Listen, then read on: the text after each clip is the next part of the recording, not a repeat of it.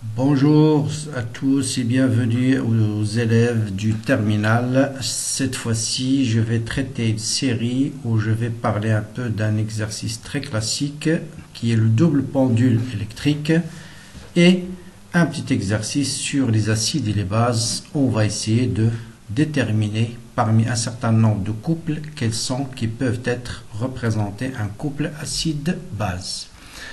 Bien sûr, cette série est destinée aux élèves du bac 1. Donc voilà, l'énoncé sont tardés. Donc on vous dit, voilà un double pendule formé par une charge ici plus, une charge moins. Et vous avez une tige rigide, horizontale, entre les deux charges. Bien sûr, s'il n'y a pas de tige, vous allez avoir une charge attractive et les deux charges vont s'attirer. Donc on met une tige pour les séparer.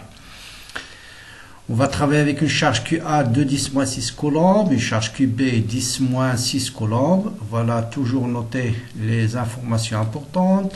La longueur L qui est 10 cm, QA, QB, la masse de la boule G et la distance AB de 5 cm. Voilà les questions. Donc représenter et calculer les 4 forces qui agissent sur la charge QA. Et ce sera exactement la même chose sur la charge QB. Ensuite, représenter le module du champ électrique créé par ces deux charges en ce point M. Déduire son module. On va essayer de calculer son module par deux méthodes différentes. Et enfin, déduire de la force électrostatique qui existe en ce point M. Bien, donc allons-y donc pour la corriger. Bon, j'ai déjà préparé une grande partie. Donc vous avez la charge Q, il est soumise à quelle force? D'abord le poids, ensuite la réaction, ça c'est clair. Après vous avez une charge négative. Donc les deux charges sont de signes opposés. Donc la charge négative va exercer une force attractive sur la charge plus. Donc que j'appelle F exercée par B sur A. Et bien sûr, puisque vous avez une tige rigide, il va pousser cette charge-là avec une tension T. Sinon, sans la tige, comme j'ai dit tout à l'heure, cette charge-là va se déplacer en direction de B. Bien, pour les modules, bon, on commence par le plus simple, le module du poids. Donc ça, c'est le module, c'est mg. Donc la masse, c'est 20 grammes, il faut le transformer en kilogrammes, ça vous donne 0,196 newtons. Le module de la force électrostatique, par définition, c'est 1 sur 4 pi epsilon 0, qu'on note la constante K, multiplié par le produit de charge divisé par la distance au carré, qui est 10 cm, ça veut dire 0,1 m. Donc ça vous donne 9 fois 2, 18, 10 moins 1 au carré, 10 moins 2, sur 10 moins 12 divisé par 10 moins 2, ça va donner 10 moins 10, fois 9, ça vous donne 10 moins 1. Donc 18, 10 moins 1 coulomb, ça veut dire newton, pardon, donc c'est 1,8 newton. Voilà les forces qu'on peut calculer directement. Maintenant, puisque la bille est au repos, donc il est en équilibre, donc d'après le principe d'inertie, vous avez la somme des forces doit être égale à 0. P plus T plus R plus F, somme vectorielle. Faites attention, c'est la somme des vecteurs de toutes les forces doit être nulle du moment que la charge est au repos. Bien, donc pour déterminer le module de R et le module de T qui nous manque, on va juste projeter cette relation-là sur l'axe des X et sur l'axe des Y.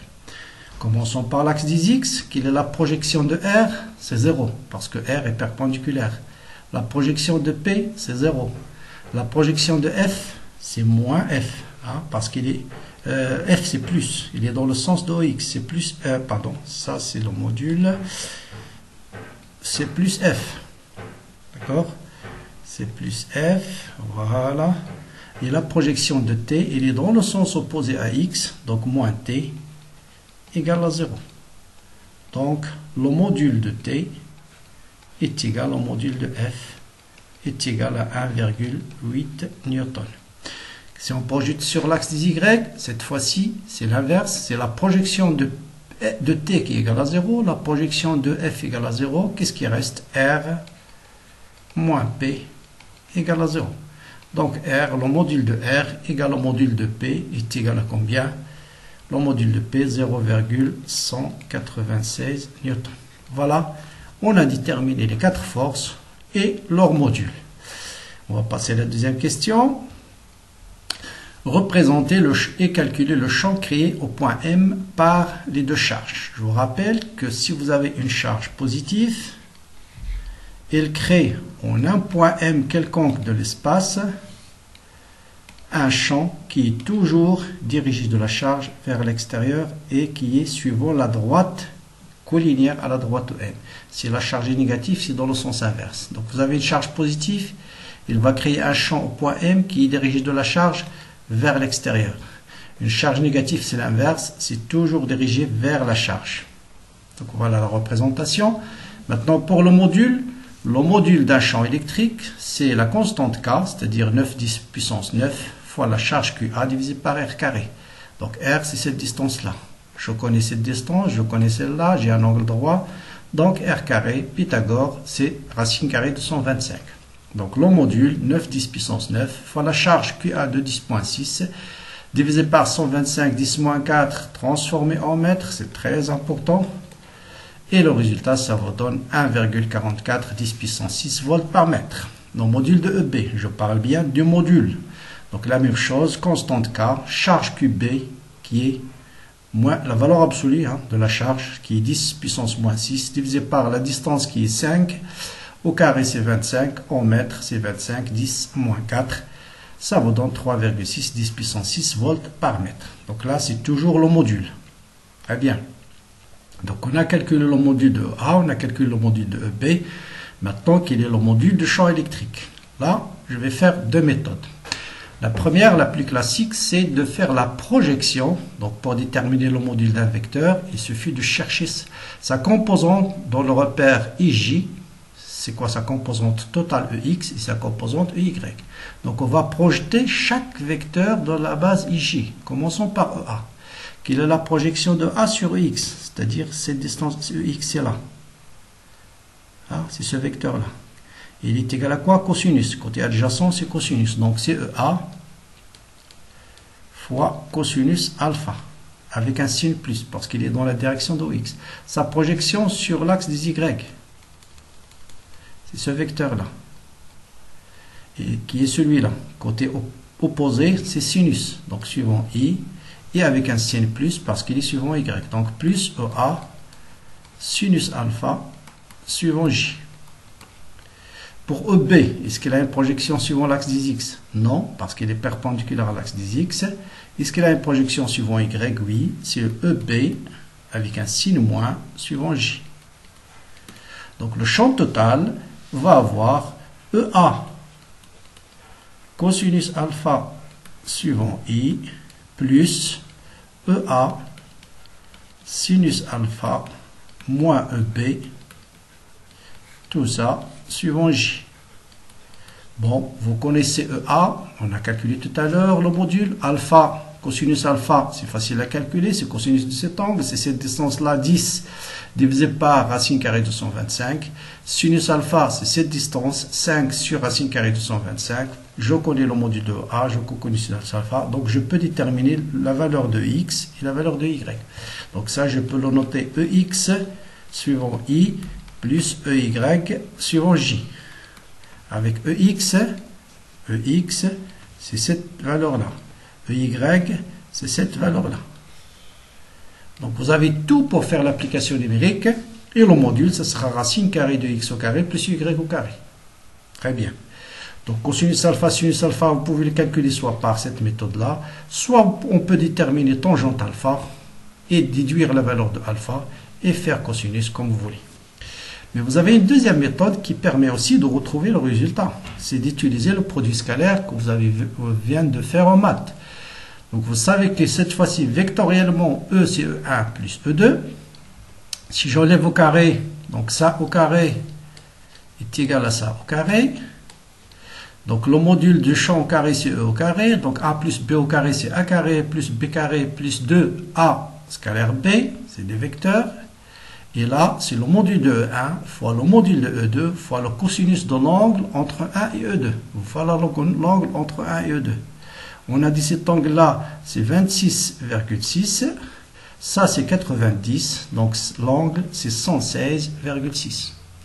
On connaît le module de E1, on connaît le module de E2, cosinus de 126, vous pouvez le faire le calcul et vous allez déterminer le module du champ électrique au point M. Bien, dernière question maintenant, quelle est la valeur de la force de Coulomb au point M? À quoi est égal? Bien, il est égal à quelque chose qu'il faut éviter à l'examen, comme je dis toujours, c'est le fameux 0. Donc la force au point M, c'est 0 tout de suite, sans calcul. Pourquoi? C'est pas parce qu'il y a un champ électrique que vous allez avoir une force. Pour avoir une force, il faut avoir une charge ici. Comme il n'y a pas de charge, donc la force est égale à 0.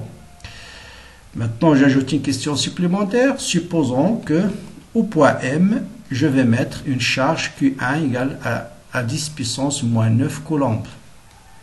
Quelle sera la force qui s'exerce sur la charge Q1 de la part de A et B? Il ne faut surtout pas refaire le calcul. Bien sûr, ça sera la force exercée par A sur Q1, plus la force exercée par B sur Q1.